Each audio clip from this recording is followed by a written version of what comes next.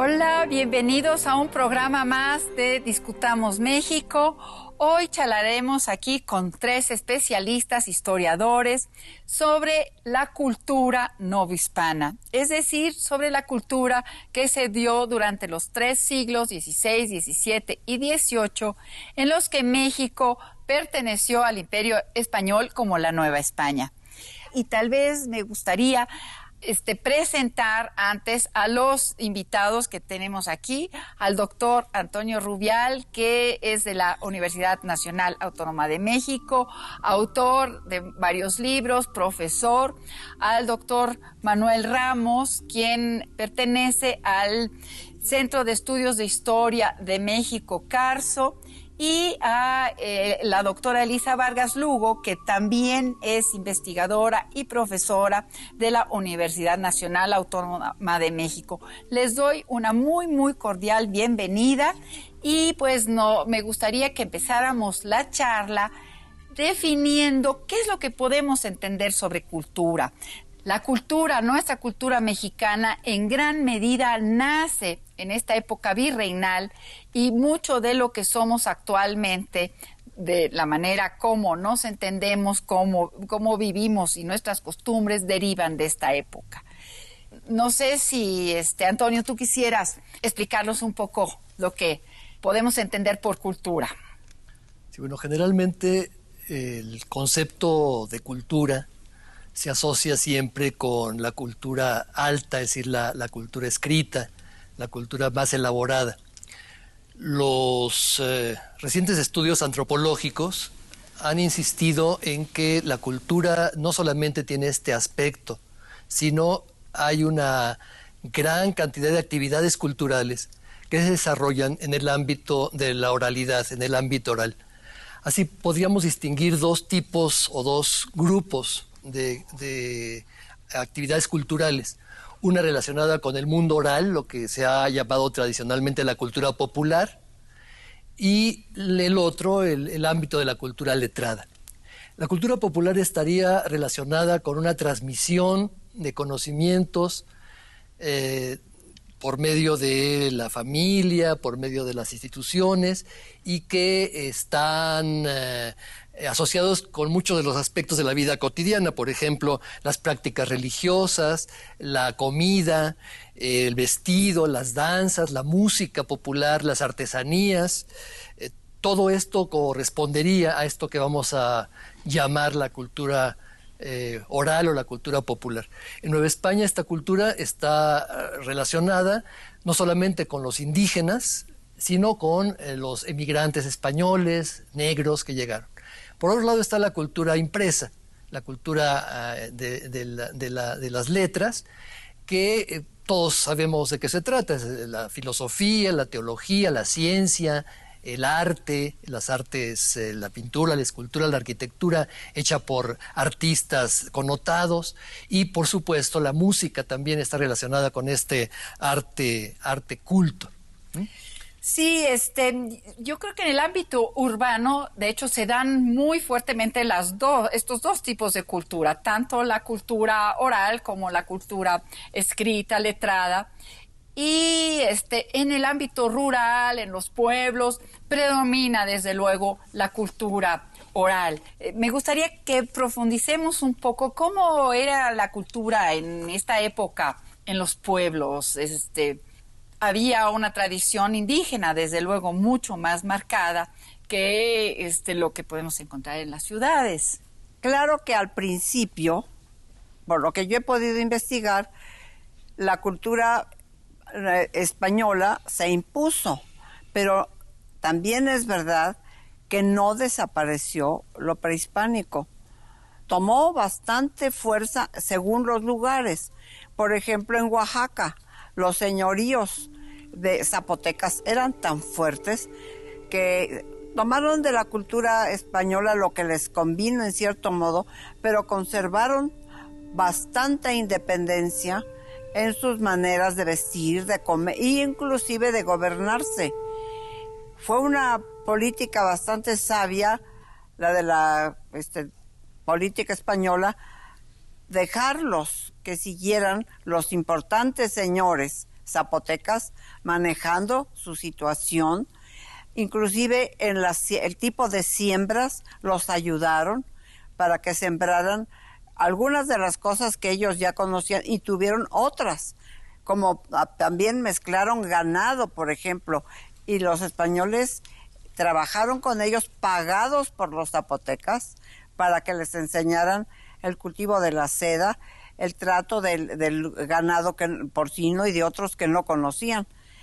Yo tengo la impresión de que la cultura de origen prehispánico se mantuvo fuerte en muchas zonas de México.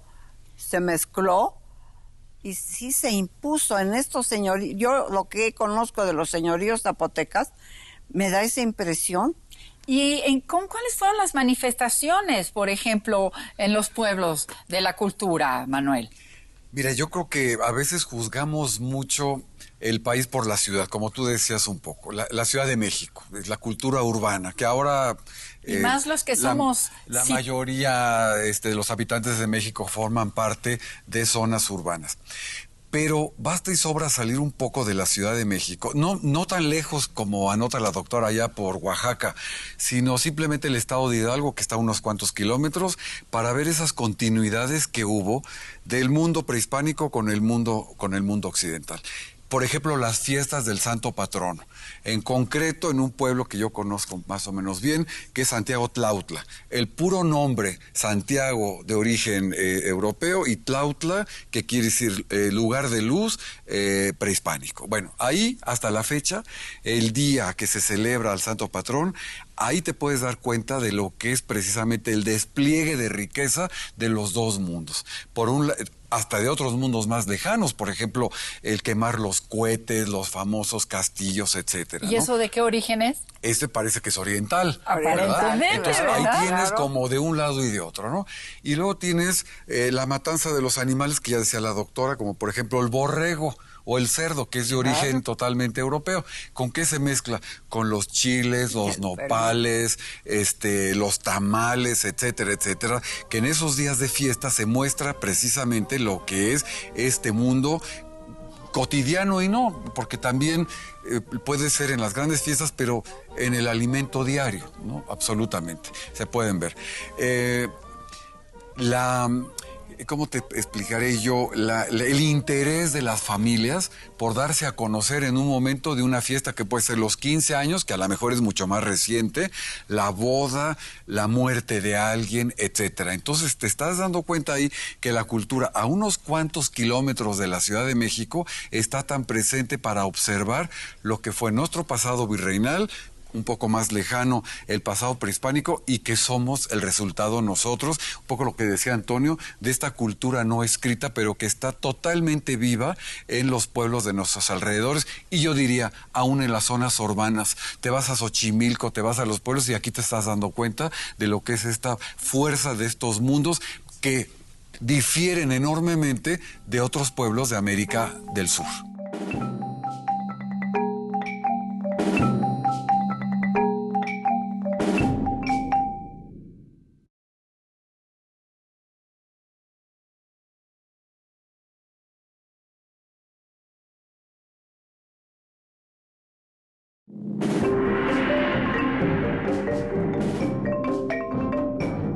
Que la cultura a unos cuantos kilómetros de la Ciudad de México está tan presente para observar lo que fue nuestro pasado virreinal, un poco más lejano el pasado prehispánico, y que somos el resultado nosotros de esta cultura no escrita, pero que está totalmente viva en los pueblos de nuestros alrededores, y yo diría, aún en las zonas urbanas. Te vas a Xochimilco, te vas a los pueblos, y aquí te estás dando cuenta de lo que es esta fuerza de estos mundos que difieren enormemente de otros pueblos de América del Sur. A mí me gustaría agregar algo que es muy importante, y que es el proceso de combinación de culturas que se está dando en este mundo indígena. Los pueblos que más pronto asimilan la cultura española, es decir, conservan sus tradiciones indígenas, pero comienzan a hablar castellano, ¿no? Que es un aspecto fundamental de lo que se llamaba en esa época el ladino. El ladino era el indígena que hablaba castellano además de su lengua nativa. Se da sobre todo en lugares cercanos a las ciudades o a las rutas comerciales, ¿no? Estamos en el centro, en la Ciudad de México, los alrededores de la ciudad, Puebla, por supuesto el norte, el Bajío, que es una zona de colonización que se realizó después de la gran conquista de México, Tenochtitlan. Se da la conquista de la Chichimeca. Es una zona donde emigran muchos habitantes del centro, donde hay un intenso mestizaje porque llegan negros, mulatos, mestizos, españoles, indígenas, y llegan a colonizar esa zona. Todavía más al norte, Zacatecas, San Luis Potosí, se sigue ampliando estos sectores que se expanden hacia el norte buscando la plata. Y todo esto genera entonces una cultura marcada por la raíz hispánica, digamos, ¿sí? Mientras que el sureste, lo que decía la doctora Vargas Lugo, Oaxaca, Yucatán, Chiapas, la presencia hispánica no es tan fuerte. Hay pocas ciudades, las rutas comerciales están muy marcadas, hay pueblos muy alejados en las montañas, y esto permite una mayor pervivencia de los ámbitos prehispánicos. La conservación de las lenguas indígenas es mucho más fuerte en esta zona, ¿no? Nos has dado un panorama maravilloso para entender también el México actual. ¿Sí, Manuel? Los rituales, por ejemplo, hoy en el país, la zona, por ejemplo, de Chiapas, hay una supervivencia de este mundo antiguo maravilloso, como por ejemplo entrar a la iglesia de San Juan Chamula, que te transporta de inmediato a otro momento, ¿no? Tanto por el ritual como por los cantos, etcétera. Estas zonas más alejadas, obviamente, están permeadas por este mundo, por esta cultura que todavía hasta nuestros días continúa. ¿Y podemos pensar que hay manifestaciones de arte en esta cultura que podríamos llamar popular del ámbito rural? Ay, claro, muchísimas. Yo prácticamente conozco manifestaciones de arte popular, que se ha llamado así al arte hecho por los pueblos, en todos los lugares que he visitado, en los templos, en todo eso. En las rutas señaladas para conocer los conventos. Los pueblos se mezclaron con los españoles para construir los grandes conventos. Fueron mano de obra. Muy pronto, indios, negros, mulatos, fueron parte de los cuerpos de albañiles y de pintores que trabajaban para la construcción de todos estos grandes conventos que posee el país. Eso es muy importante. Cuando uno visita, por ejemplo, los conventos del siglo XVI, como dice la doctora, se nota inmediatamente, con un poco de percepción, esta mano muy marcada indígena. Además que nuevos descubrimientos en los trabajos que se han hecho en la cimentación o nueva cimentación, se han encontrado que abajo hay algunas representaciones de deidades prehispánicas. Bueno, no se veía eso, pero en la elaboración, por ejemplo, de los trabajos en piedra, que se van entremezclando con un arte renacentista extraordinario que hasta la fecha se puede ver y que es verdaderamente una forma de asomarnos a otro mundo, pero que nos salpica hasta el nuestro, ¿no? Claro. Por ejemplo, la doctora decía un poco de lo que se hace actualmente en ciertas manifestaciones populares, por ejemplo, la elaboración de figuras en el Día de Muertos. Muchísimo. O, por ejemplo, para los nacimientos, que se está viendo las dos formas constantemente, ¿no? Sí, hay todas estas también manifestaciones de arte efímero, por ejemplo, los tapetes de flores, ¿no? Las guirnaldas, los cohetes, ¿qué tal esos castillos tan verdaderamente maravillosos? Bueno, todo esto nos viene los trabajos de flores, las portadas de las iglesias para celebrar un santo patrón, etcétera, etcétera. La música es un aspecto fundamental. Me gustaría agregar una cosa que actualmente se está haciendo, al menos en el estado de Hidalgo, es recoger, y se ha hecho hasta una especie de concurso, de presentación de trabajos, las recetas indígenas de diferentes puntos del estado. Las que no tienen nada de mezcla o una poca mezcla de elementos europeos, pero es muy importante esto que están haciendo. Y fíjate que en ese sentido, el lugar más representativo de un pueblo o de un barrio es el mercado. Sí. Tú vas al mercado y tú te das cuenta de la cultura, un poco lo que tú decías, Antonio, representativa en ese lugar. Y si te quedas a comer en el mercado, bueno, todavía más, porque ahí está la elaboración de los platillos típicos, quizá lo más cercano a lo antiguo en esta mezcla de tantos elementos, y la delicia de estar comiendo en un mercado no tiene comparación. La delicia visual, simplemente ver también todos los diferentes variedades de chiles, ya con eso, ¿verdad? Tiene uno. Y bueno, otra manifestación. Yo quisiera agregar una importantísima manifestación, es la música, ¿no?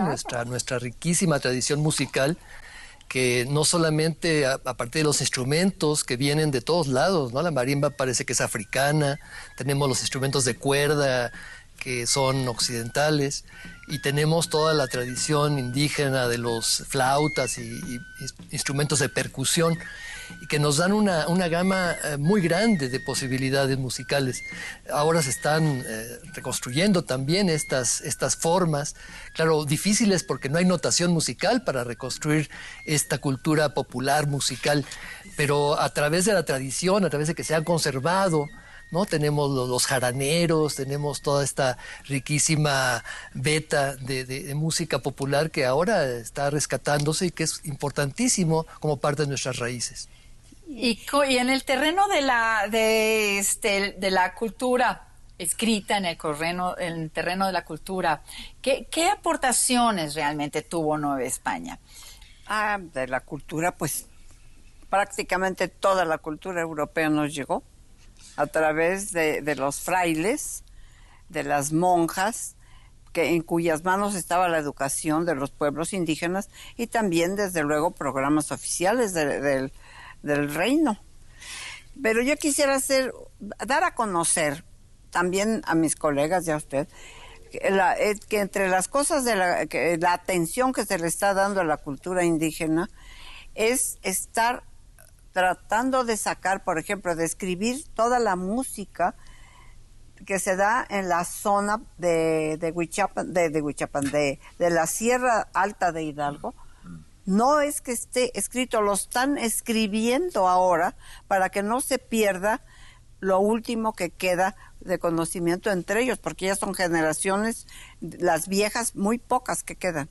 Pero es muy hermoso ese programa. Las lenguas también, que un poco lo que comentabas hace un momento, el nacimiento de la imprenta en la Ciudad de México. Eso fue algo que revolucionó absolutamente a finales de los años 30 del siglo XVI por petición de Fray Juan de Zumárraga. Cuando llega la imprenta a la Ciudad de México, primera imprenta de América, se empiezan a recoger las lenguas antiguas a través de los vocabularios. Se empieza a desarrollar una nueva forma de comunicación, es cierto, con la carga occidental, pero ya con mucha cultura novohispana directamente, que es por la que conocemos hoy en día, por ejemplo, las lenguas antiguas, claro, ¿verdad? Entre otras muchas cosas. Y esto entonces es un poco lo que tú hablabas de esta cultura escrita, que se va a hacer posible en función del nacimiento de la imprenta. Sabemos que la segunda imprenta de la Nueva España es en 1642 en Puebla, o sea que realmente el monopolio, por decirlo de alguna manera, lo tiene la Ciudad de México, con varias imprentas que se abrieron. Dicho sea de paso, la segunda imprenta que se abre en América es en Lima, ya en el último tercio del siglo XVI. En ese sentido, la Nueva España, la Ciudad de México, se adelanta enormemente con la producción enorme de impresos que ahora son considerados como los incunables americanos, entre comillas, ¿verdad? Es más bien los impresos mexicanos del siglo XVI, pero eso fue una de las gran aportación de México a la cultura universal, diría yo. A mí me gustaría poner sobre el tapete una discusión que creo que nos incumbe mucho. Tú decías ahora que mucho de la cultura culta, de la cultura escrita, es muy similar o va de acuerdo con los patrones europeos, ¿no? Y de hecho también sabemos que en la pintura, pues muchas veces se copiaron modelos europeos. Y me gustaría poner a discusión si nada más vamos a ver la parte de la originalidad, es decir, de algo distinto a lo europeo, o si podemos valorar la producción novohispana siempre y cuando sea de buena calidad, aun cuando no tenga algo diferente en relación a lo producido en Europa. No sé, Antonio, ¿tú qué opinas sobre este tema? Mira, yo creo que el tema de la originalidad es un tema que es discutible, ¿no? Estamos ante un proceso de occidentalización. Es la cultura occidental sale de Europa y el primer territorio donde se implanta es América. Ahora está en todo el mundo. América fue el primer laboratorio de experimentación de esta cultura occidental, que claro, en América, tanto en el Virreinato de México como en el del Perú, se amoldó a las circunstancias locales, ¿no? A la tradición indígena y a las circunstancias de ser finalmente territorios conquistados. Esto va a generar, podríamos decir, dos tipos de identidad, ¿no? Una identidad que es la identidad hispánica, que está marcada por la religión católica, por la lengua española, por castellana, por una serie de elementos que tienen que ver con patrones culturales en pintura, en arquitectura, en teología, filosofía, etcétera. Y por otro lado, la tradición, digamos, la identidad local, lo que es propiamente lo novohispano o lo peruano, ¿no? Y esa tradición local está marcada, obviamente, por la presencia indígena. En México, por ejemplo, tenemos un rescate de la tradición indígena, claro, totalmente mitificada, ¿no? Moctezuma es el gran héroe, es nuestro rey, ¿no? Esto era un reino, era un imperio, el imperio azteca, y esta idea imperial, ¿no? Que nos compara con el imperio romano, esta idea de que México es heredero de una tradición civilizadora, una civilización antigua, esto le da a los novohispanos un gran orgullo, ¿no? Y este es el elemento, digamos, de originalidad local, el tener un pasado prehispánico del cual uno se puede sentir orgulloso. Claro, es un pasado prehispánico construido a partir de un mito, es decir, que el pasado prehispánico se parecía a Roma o se parecía a Grecia. Pero es importantísimo porque solamente a partir de esto podemos entender cuál es nuestra diferenciación, nuestra originalidad dentro de este conglomerado que es la cultura occidental.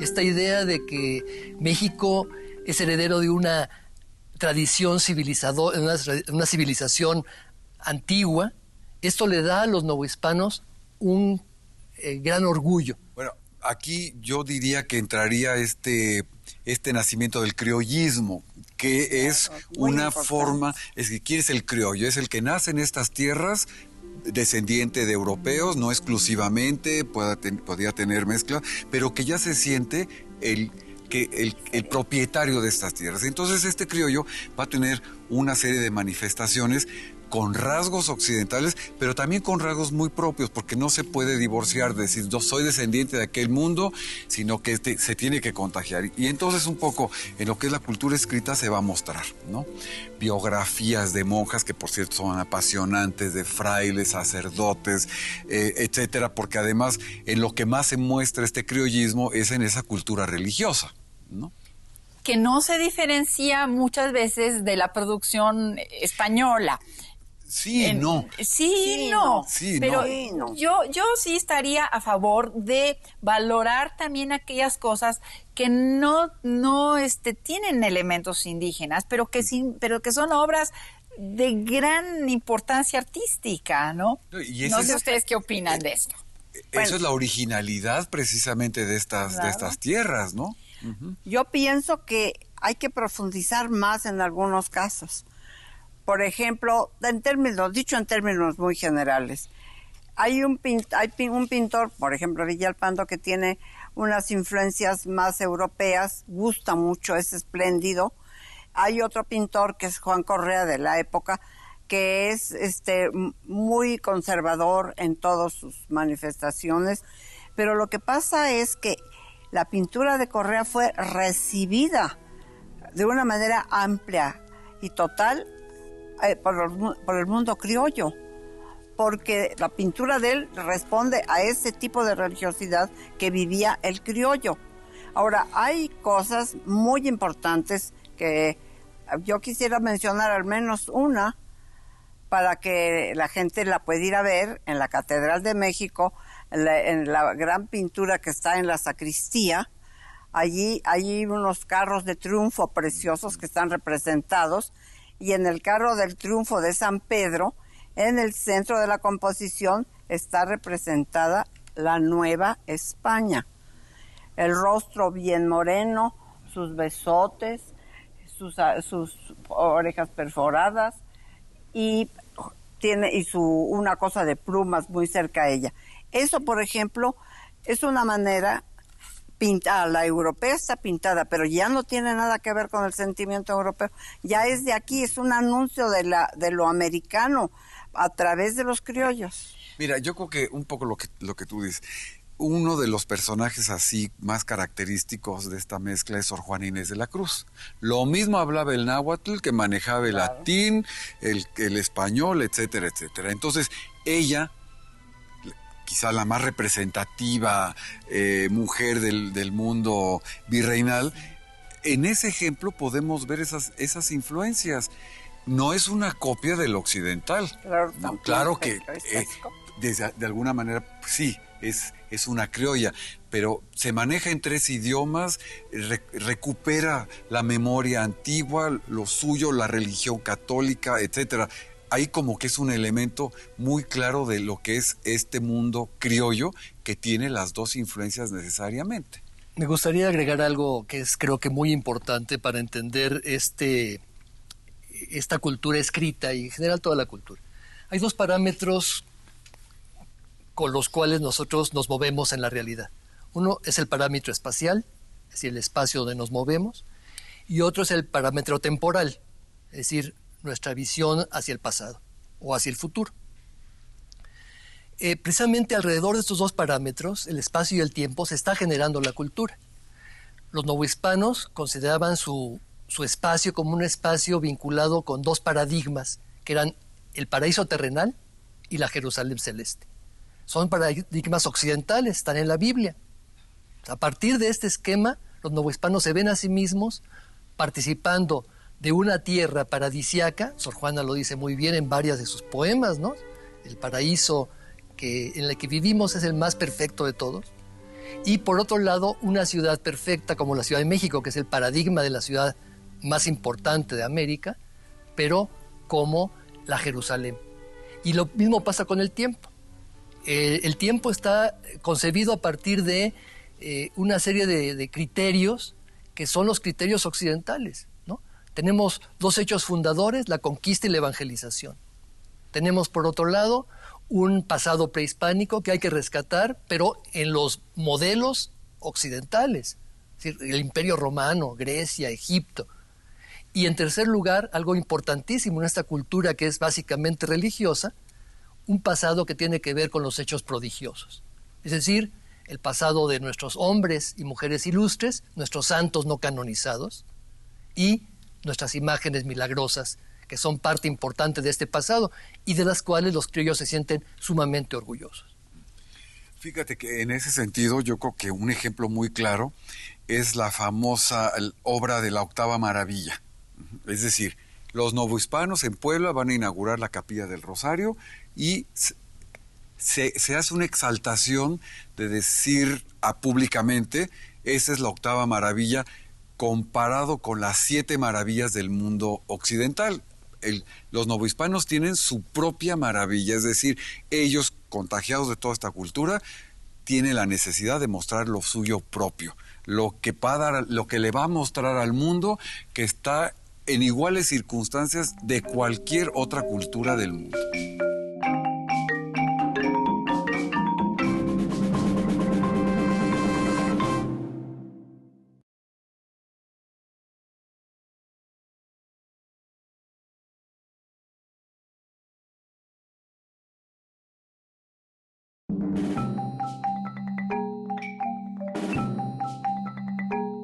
Los novohispanos en Puebla van a inaugurar la Capilla del Rosario y se hace una exaltación de decir públicamente, esa es la 8ª maravilla, comparado con las 7 maravillas del mundo occidental, lo que le va a mostrar al mundo que está en iguales circunstancias de cualquier otra cultura del mundo. Y como en el terreno de la arquitectura, nuestras obras también... Claro. Tienen una categoría comparable con la de cualquier otro. Y los retablos tan importantes. Pero ahí ya hay muchísimos artesanos mestizos, como les decía, mulatos, que hacen obras. Después de haber recorrido buena parte del país y de ver la cantidad de artesanos que han aparecido, creo que el 80% más o menos de los retablos que hay en las zonas del sureste y un poco en el norte del país fueron hechos por grupos indígenas que querían tener su retablo, presumir de su obra y que estuviera al mismo nivel que los modelos europeos. Y ya hay un retablo en San Lorenzo Riotenco que es la suma de estos anhelos criollos. Está el retablo con solo santos americanos: Santa Rosa de Lima, bandera de los criollos; la Virgen de Guadalupe, y abajo Juan Diego sosteniendo la mesa del altar, los escudos de México y el águila prehispánica. Bueno, eso es un retablo de santos católico, pero que ya no viene de España, es originado de aquí. Los valores espirituales son todos de aquí. Es muy interesante eso, ¿no? Un logro de la sociedad criolla que quería ya separarse de España, quería ser americana, mexicana. Y que responde a sus propias necesidades, claro, ¿no? Como las tallas de estos cristos muy sangrientos, las imágenes de la Virgen, de la Soledad, etcétera, que ya responde a un grupo en concreto. Y en el terreno de la literatura, por ejemplo, ya mencionamos a Sor Juana, pero no fue la única. ¿Qué tipo de géneros se cultivaron? Bueno, se cultivaron todos los géneros que se cultivaban en Europa, ¿no? El teatro, la poesía. Magníficas obras de teatro hubo. Tenemos a nuestro ilustre Juan Ruiz de Alarcón, ¿no? Este personaje que incluso fue a España y mucha de su obra la produjo en España, pero que es una de nuestras glorias teatrales, digamos. Sor Juana también escribió muchas obras de teatro. La poesía, recuérdese que cada vez que había una fiesta se hacía un certamen poético y participaban muchos de los miembros más destacados de la sociedad, tanto religiosos como seglares. Y los concursos se postulaba un tema, y el tema se desarrollaba en poemas de muy variada índole, y había premios. Sor Juana ganó varias veces estos poemas firmando con seudónimo, cuando todo el mundo sabía que era Sor Juana la autora, ¿verdad? Y en general esta literatura es una literatura que no solamente se queda en un grupo, ¿no? Va hacia todos lados. Pensemos, por ejemplo, en los arcos triunfales. Cuando llega un virrey, se pone un arco triunfal. Y el arco triunfal hay pintura, y hay poesía, y hay una gran cantidad de elementos que están relacionados con la fiesta. La gente observa el arco que le da bienvenida al virrey. Hay 2 arcos, uno lo hace la catedral y otro lo hace el ayuntamiento, y en esos arcos se puede ver una conjunción de estos elementos, tanto artísticos como literarios, ¿no? Aglutinaban a todas las capas sociales.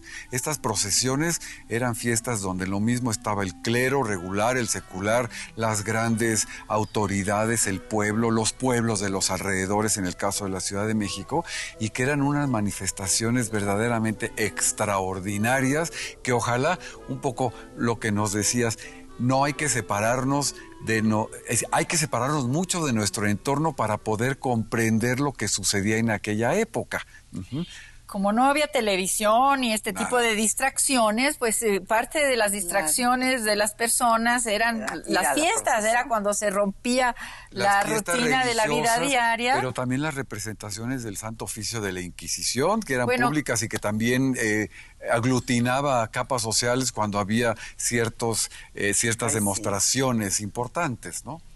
Es poco comprensible hoy día que a un auto de fe de estos que organizaba la Inquisición asistiera pues toda la sociedad y para algunos aparentemente fue hasta como algo de entretenimiento, de diversión. Antonio, tú has estudiado este tipo de situaciones. Sí, claro. Es una forma, piénsese que es una sociedad en la cual todo lo externo es un aparato simbólico, ¿no? Todo el mundo asiste a las calles, a las plazas, a las iglesias y está en contacto con la cultura, digamos, letrada. Esta separación que hicimos al principio entre cultura letrada y cultura oral es arbitraria porque las dos culturas están interactuando, están intercomunicándose. Hay elementos culturales de la cultura oral que impactan en la cultura escrita y viceversa. Y con toda la problemática que esto encierra, porque hay muchos documentos en los que hablan que en las procesiones, quién debía ir adelante, quién en medio, quién atrás, etcétera. Es una sociedad estamentada. Sí, y que se refleja, pues obviamente aquí. Yo quisiera citar la representación de la Virgen de Zapopan en Guadalajara, hasta la fecha, que toda la sociedad participa con manifestaciones afuera de su casa, etcétera, la gran cantidad de individuos que participan y que uno dice, esto tiene origen en otras épocas, en donde aglutina a gran parte de la sociedad con estas manifestaciones, como actualmente la fiesta de la Virgen de Guadalupe, que hay que ir, aunque sea un día en la vida, un 12 de diciembre, para entender lo que son estas representaciones festivas, religiosas, artísticas, etcétera. De hecho, por ejemplo, este aglutinamiento también se refleja en la vivienda. Nosotros hoy día a veces vemos un gran palacio, que es el Palacio del Marqués fulano de tal, y creemos que todo el palacio lo ocupaba el Marqués, pero no, sabemos, hoy día sabemos que en el entresuelo vivía otra familia, cómo era la vida en una vivienda. Claro, así, Elisa. Los mejores palacios colocaban en la parte de abajo sus negocios. Sí. Ahí de lo que participaban, si eran mineros, si eran mercaderes, en fin, ahí estaba la parte relacionada con y los carruajes que entraban y salían. En el entresuelo también había oficinas u otro tipo de servidores domésticos que servían a la familia que vivía en el piso alto. Y lástima que no todos nuestros palacios se hayan conservado, porque eso, independientemente del origen de esos palacios, digo, de su forma de llegar acá como arquitectura señorial, formaban parte de lo que era la Ciudad de México y le daban un carácter hermoso, arquitectónicamente precioso, que se ha ido perdiendo. Pues Humboldt la denominó la ciudad de los palacios. Claro, ¿verdad? por algo se denominó por algo sería. así. Pero muchas casas, estas casonas enormes, eran propiedad de los conventos y los alquilaban y alquilaban hasta el último rincón. Manuel, ¿cómo era? Sí, en las accesorias vivían sí, familias sí, enteras, ¿no?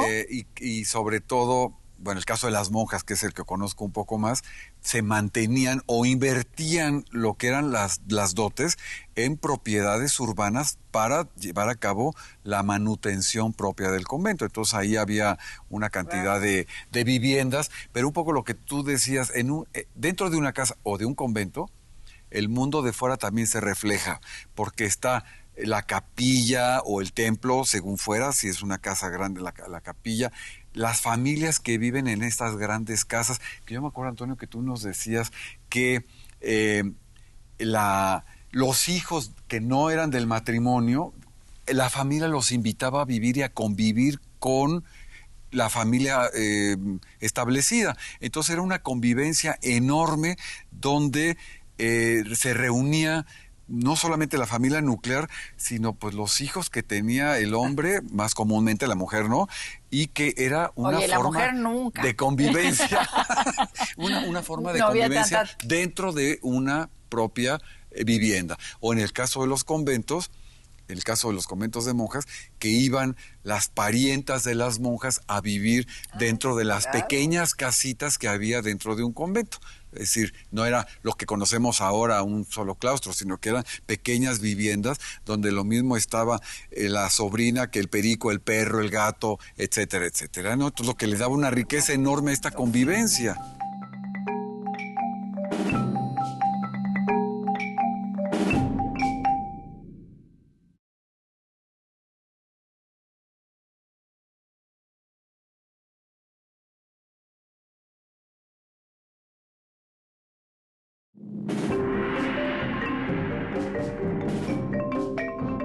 Los hijos que no eran del matrimonio, la familia los invitaba a vivir y a convivir con la familia establecida. Se reunía no solamente la familia nuclear, sino pues los hijos que tenía el hombre, más comúnmente la mujer, ¿no? Y que era una forma de convivencia.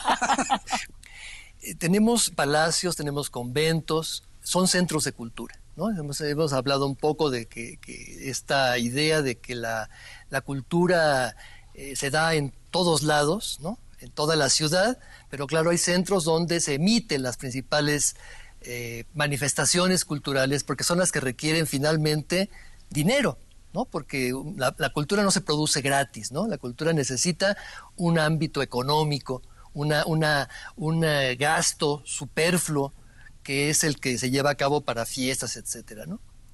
Y por supuesto, los ámbitos más importantes de esta cultura, digamos, de tipo letrado, son, por un lado, los conventos masculinos y femeninos, por otro lado, la catedral, las catedrales, Puebla, México, son centros importantísimos de cultura. Villalpando, Correa están pintando para la Catedral de México. Son centros de música, son centros donde se llevan a cabo una gran cantidad de actividades culturales. Y otro ámbito fundamental y del que no hemos hablado, y es importantísimo, es la corte virreinal, ¿no? Cuando viene un virrey con su esposa, la virreina, se está estableciendo aquí en la Ciudad de México una especie de sucursal de la corte de Madrid, de la corte del rey, porque el virrey es la imagen del rey. Entonces todos los criollos ricos van a la corte a ver qué es lo último que se ha hecho en Europa, ¿no? El último baile, la última comida, las últimas joyas, los trajes, la moda. Entonces, la corte es un centro importantísimo de cultura. En la corte se representan obras de teatro, en la corte se hacen poesías, en la corte estuvo Sor Juana y muchos de sus contactos los hizo en la corte, ¿no? La corte es un aspecto fundamental de la cultura, una cultura más seglar, una cultura no religiosa que está concentrada en conventos y en la catedral. Y el tercer ámbito importantísimo, la universidad, ¿no? Tenemos una universidad que se genera en 1551, es fundada casi al mismo tiempo que la de Lima, y que es un centro cultural importantísimo, ¿no? Una cultura latina, teología, filosofía, derecho y medicina, que son las facultades básicas de la universidad. Estamos entonces ante una sociedad equiparable a las sociedades europeas, con una gran cantidad de manifestaciones culturales y con gente de un alto nivel.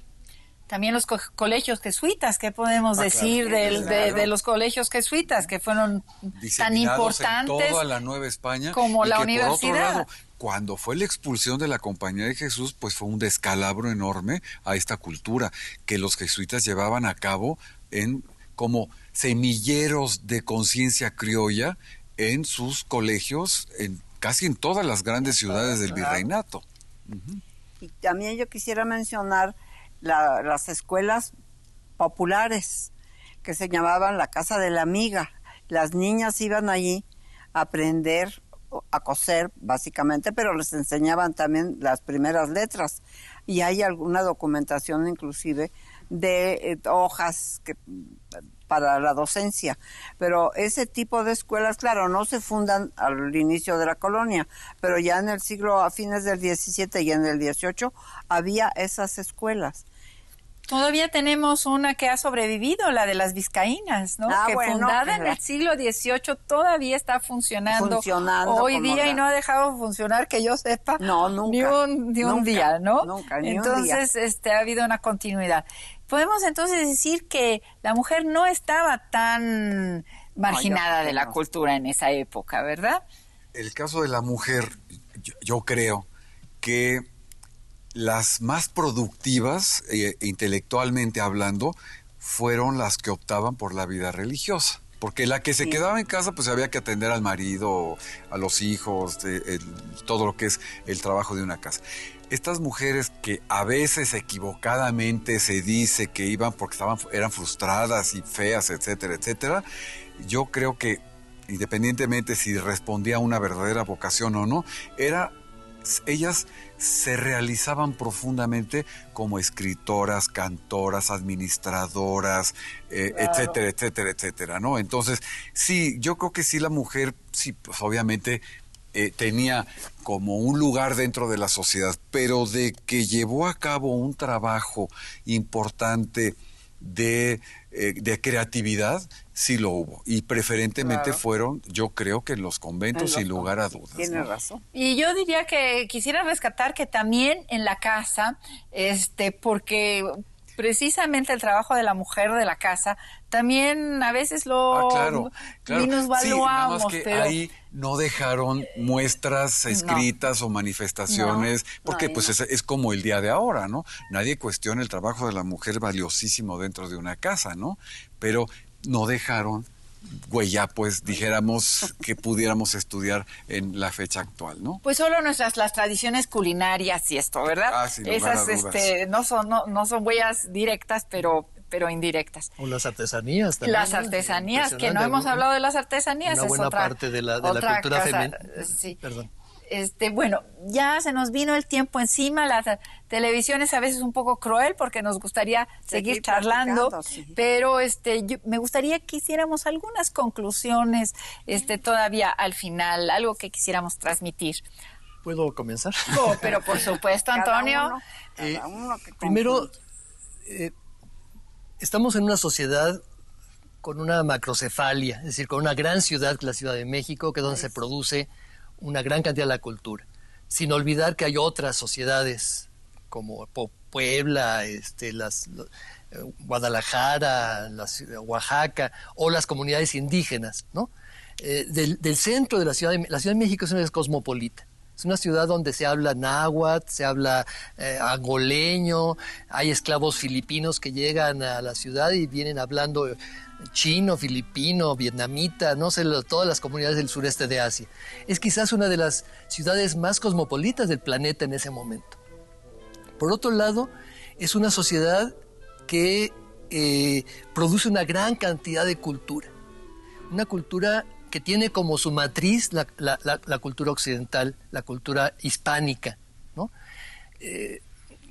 Lamentablemente en el siglo XIX se nos marcó una historia negativa alrededor del virreinato, considerándolo como una época oscura en la que no pasó nada, en la que no valía la pena decir nada.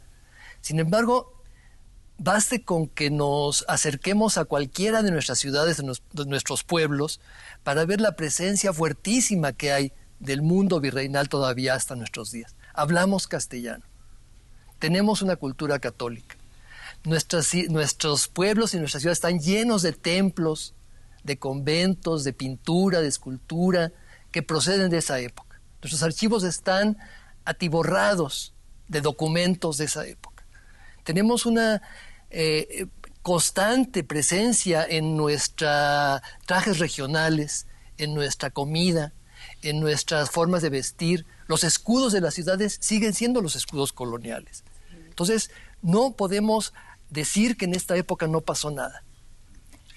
Claro. Manuel. Y yo también invitaría al público a que profundizara en esta etapa de nuestra historia, porque esa es nuestra historia, la época virreinal, para podernos reconciliar con nuestro pasado y sentirnos orgullosos de nuestra cultura, porque es una cultura extraordinariamente rica, pero que en el siglo XIX hubo una especie de divorcio. Es decir, México nace independiente y a partir de 1821 es como otro mundo. Y no, se propicia la independencia en última instancia porque hay un antecedente que lleva a cabo esa separación. Entonces, sentirnos orgullosos de ese pasado, reconciliarnos con nuestro pasado y seguir estudiando el virreinato.